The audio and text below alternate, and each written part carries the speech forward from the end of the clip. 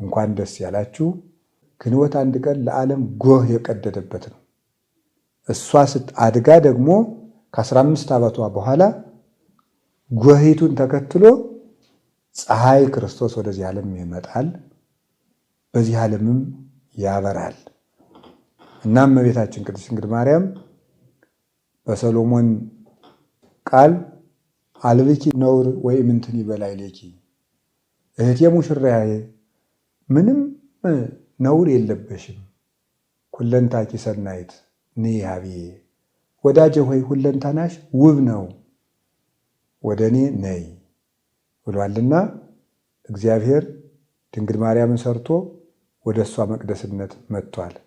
እግዚአብሔር ወደዚህ ዓለም እንግዳ ሆኖ ሲመጣ ቤት አልነበረምና ጌታን የተቀበልንባት ሁላችን የወከለችልን ንጽሕት አዳራሽ ዛሬ ተጠናቃ ተሰርታልን ተወልዳልናለች።